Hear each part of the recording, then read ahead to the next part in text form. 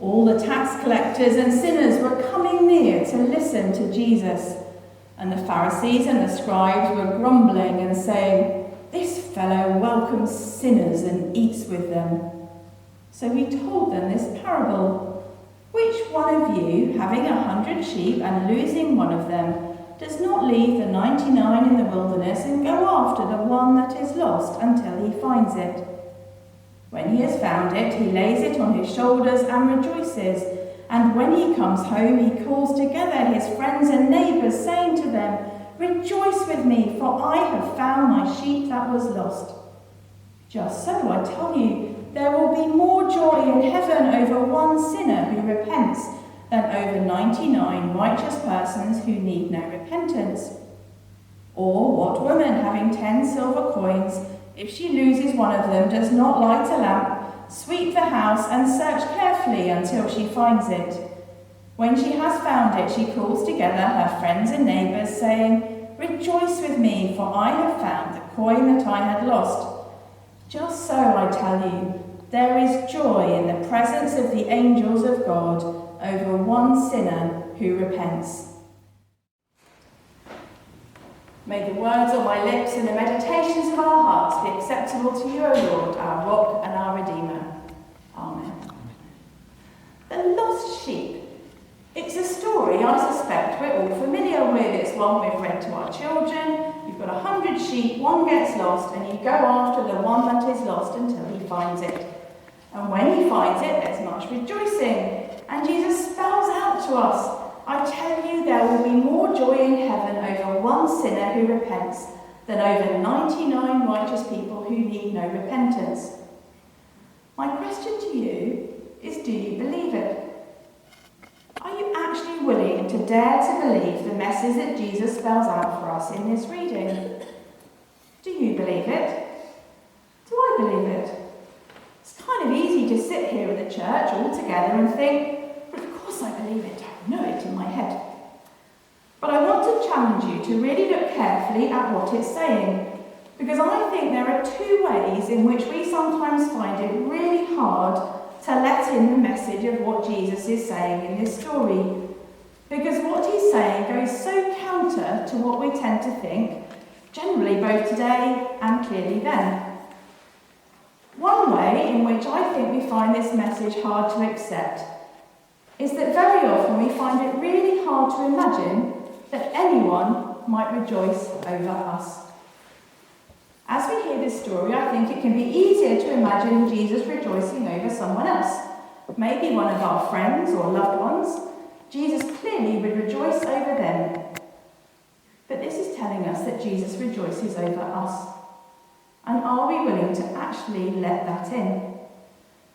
I suspect I'm not alone in having a nagging voice deep inside that tells me that I'm not good enough, that this might apply to everyone else, but really somehow God made a mistake with me. That if Jesus really knew me, he really wouldn't bother to go and search for me or find me, and even if he did, he certainly wouldn't be rejoicing when he dragged me home. That somehow Jesus would be sighing or telling me off or expecting me to have done better. That he would point out all the things that I'd done wrong, and that he would know that really I wasn't worth it. But I want you to read those words in this story because it tells us, Jesus says, "Just so, I tell you, there is joy in the presence of the angels of God over one sinner who repents." And that means you, and that means me. That God's love really is for us, that every single one of us is called by God, and that God rejoices when we accept that gift of love. Are we actually willing to accept that? The gift is there, God's gift of love for you and for me.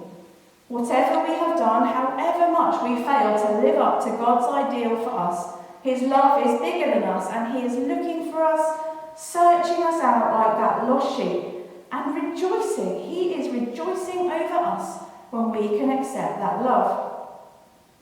So when we're struggling with low self-esteem, when we're struggling with all the ways in which we know we don't live up to who we could be or who we wish we could be, When we struggle to let in that love, I encourage you to dwell with the words of this story. At the end, rejoice with me, for I found my sheep that was lost. Rejoice with me, for I have found that coin that I had lost. Perhaps try reading it with your name in there, and that's really hard, so maybe at home. Rejoice with me, for I have found my sheep, Rachel. Rejoice with me, for I have found my sheep, Maureen. Rejoice with me, for I have found my sheep, Paul, Francis, or every single one of us. Rejoice with me. I think there's another way that we find this reading really hard as well. Because sometimes there are seasons in our life when things are going well, when we're trying really hard to follow God's plan, and when we've got things together, when we're working hard on our relationships with family or encouraging each other here at church, when we're praying and reading the Bible and we're feeling a bit virtuous. When things are going well, perhaps we're feeling proud of our children or our family, we're feeling content and our hard work is paying off. We take pride in what you have achieved. I want you to imagine that you're in that good place at the moment, and then try reading this story from the point of view of the Pharisees. We tend to read it now as if somehow they're the bad guys, but the Pharisees were people that really cared. They took the scriptures really seriously, and they were very earnest in wanting to make sure that everyone followed the scriptures so that they would be acceptable to God. Well, these earnest, dedicated, committed religious folk were grumbling and saying, "This fellow welcomes sinners and eats with them," as if you would stoop so low to eat with those lowlifes, with thieves, with those so obviously breaking all the laws of the church. How dare Jesus do that? You feel personally insulted and affronted.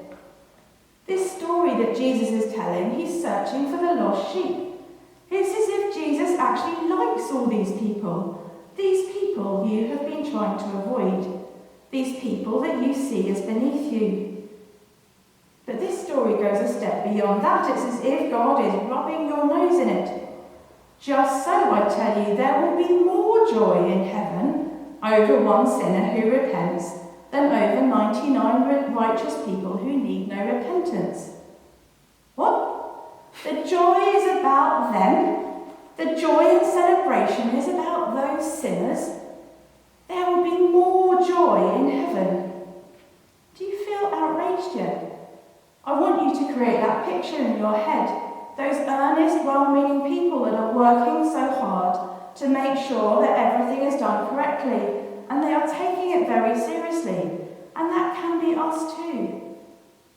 Maybe it's possible to imagine a lack of joy amongst those people because they're trying so hard.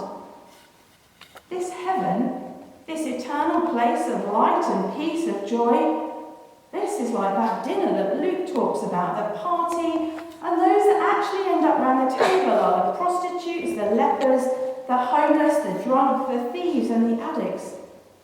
This party, this place of eternal light and life, is filled with these sinners, these people whose lives haven't come up to scratch. How dare Jesus let them in? Surely we're better than them. And I suggest that each of us have a them, people that we judge, people that we feel superior to. However bad things get, we tend to still feel better than someone else. At least we're not like whoever it might be. And yet I invite you to read this story again, because Jesus is rejoicing over them. The lost sheep. The lost includes them. And are we really willing to accept that everyone is lost and that God's love extends to every single one, not just the ones that look like us? The contrast in reaction to someone who's really messed it up, who knows that they've got it all wrong, who knows how much they've fallen short. Imagine their reaction to being welcomed, to being found, to accepting that love. There would be tears, there would be joy, there would be such celebration. The homecoming, the awesomeness of being known, of being deeply known and loved by God. even though you know you are not worthy. There is joy. So however familiar you are with this story, I encourage you to read it again, to meditate on it and to let it speak deeply to your soul. And I'm going to end by sharing the last few verses of today's reading from the Message translation. Imagine a woman who's 10 coins and loses one. Won't she light a lamp and scour the house, looking in every nook and cranny until she finds it? And when she finds it, you can be sure she'll call her friends and neighbours. Celebrate with me, I've found my lost coin. Count on it. That's the kind of party God's angels throw every time one lost soul turns to God. And that is the kind of party that God's angels throw for you, for me, when we're finally able to let in that love and turn our souls towards God. Amen.